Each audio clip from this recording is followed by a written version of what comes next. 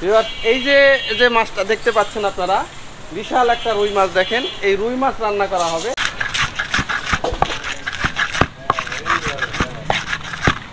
মশলা দিয়ে একটা সুন্দর করে কষানো।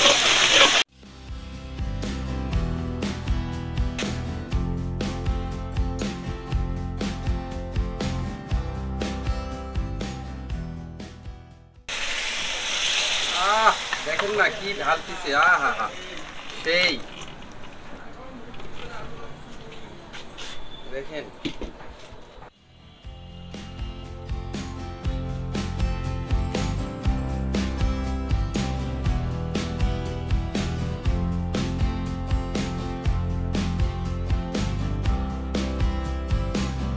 ভিউয়ার্স, আজ আমি এসেছি রংপুর মেডিকেল কলেজের পূর্ব গেট মহিপুর হোটেলে।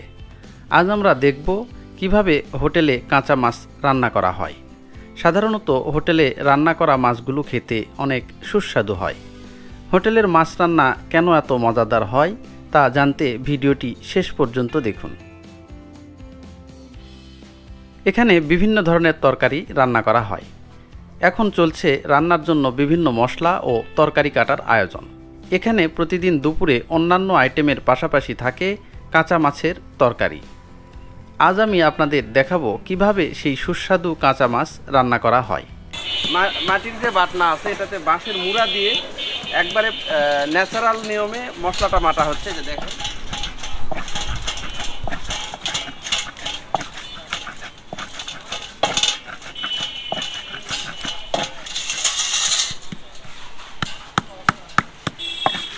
কি কি মশলা আছে এখানে? এখানে জিরা, রসুন, আদা, কাঁচামরিচ, পেঁয়াজ। কি মাছ এটা? রুই মাছ না? রুই মাছ রান্না করা হবে। বিশাল মাছ, দেখেন। এই যে যে মাছটা দেখতে পাচ্ছেন আপনারা, বিশাল একটা রুই মাছ। দেখেন, এই রুই মাছ রান্না করা হবে। পেঁয়াজ, রসুন, আদা, কাঁচামরিচ, হলুদ, ধনিয়া, জিরা সবগুলো মশলা মিলিয়ে তৈরি করা হয় সুগন্ধি মশলা। কখনো কখনো এতে যোগ করা হয় টমেটো বা টক দই, যা মাছের তরকারিটিকে আরও সুস্বাদু করে তোলে।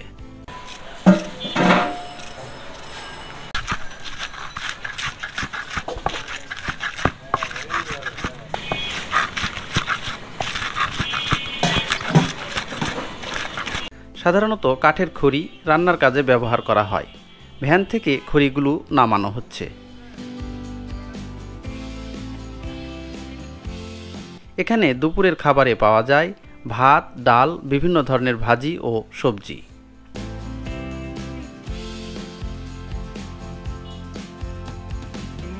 প্রথমে মাছগুলো বেছে নিয়ে তা ভালোভাবে পরিষ্কার করা হয়।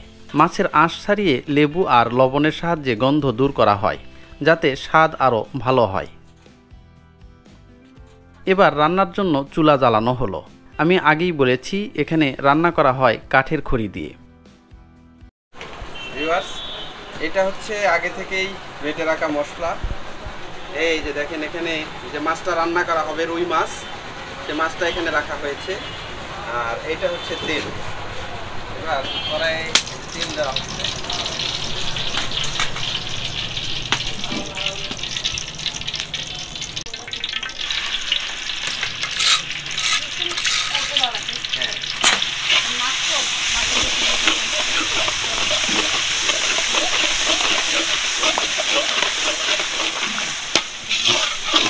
প্রথমে একটি বড় কড়াইতে তেল দেওয়া হলো এবং পরে আগে থেকেই বেটে রাখা মশলাগুলো তেলের ভিতর দিয়ে ভালো করে কষিয়ে নেওয়া হচ্ছে।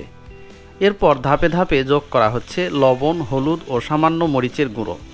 মশলাগুলো যখন কষিয়ে নেওয়া হচ্ছে, চারপাশে তখন মশলার গন্ধ ছড়াতে শুরু করলো।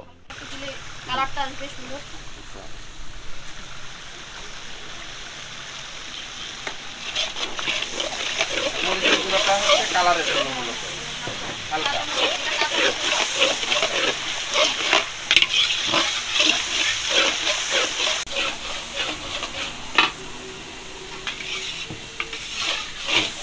এবার কষানো মশলায় ধীরে ধীরে কাঁচা মাছগুলো ছেড়ে দেওয়া হচ্ছে, মাছগুলো ভালো করে কষিয়ে নেওয়ার জন্য।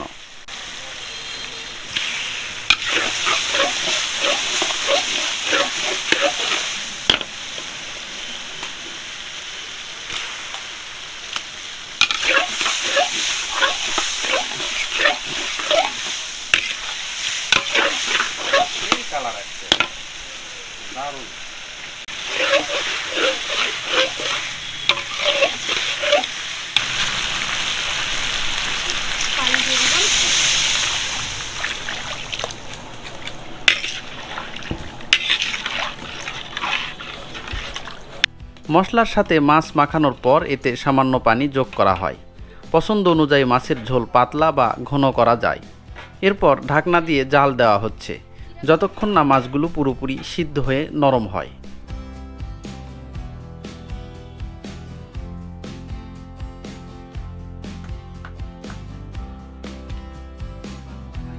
রান্নার শেষে মাছগুলো চুলা থেকে নামানোর একটু আগেই ধনেপাতা কুচি করে দেওয়া হচ্ছে। এই যে আমাদের মাছটা রেডি হয়ে গেছে, এখন এইগুলো কড়াই থেকে নামানো হবে। এখন সুন্দর টকবক করে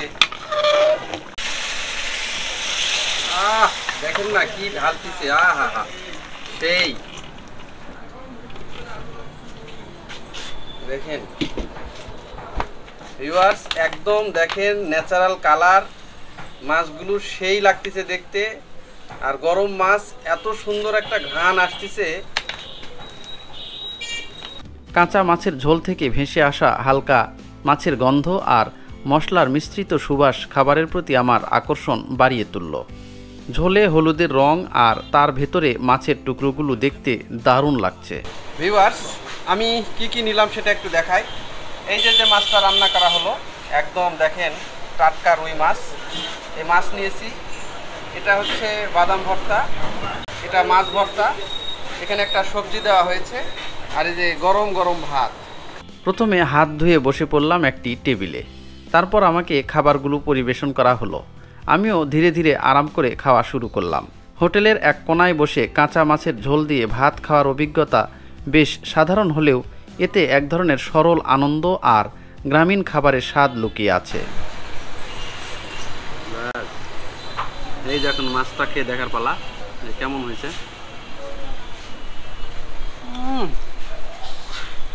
চরম না বস, সুন্দর একবারে গরম গরম রুই মাছ, তার মধ্যে টাটকা মাছ।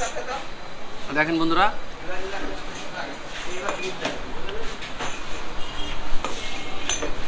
সেই সুন্দর স্বাদ লাগতেছে। মাছের কালারটা দেখেন, এই যে দেখেন একদম টাটকা কালার। এই যে এত নরম হয়েছে যে মানে হাত আলতো করে নাড়া দিলেই খুলে যাচ্ছে। এই খাবার খাওয়া একদিকে সহজলভ্য ও সস্তা, অন্যদিকে হৃদয়ের খুব কাছাকাছি।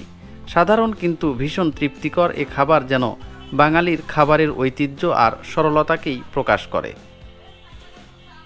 ভিডিওটি ভালো লাগলে অবশ্যই লাইক, শেয়ার আর সাবস্ক্রাইব করতে ভুলবেন না।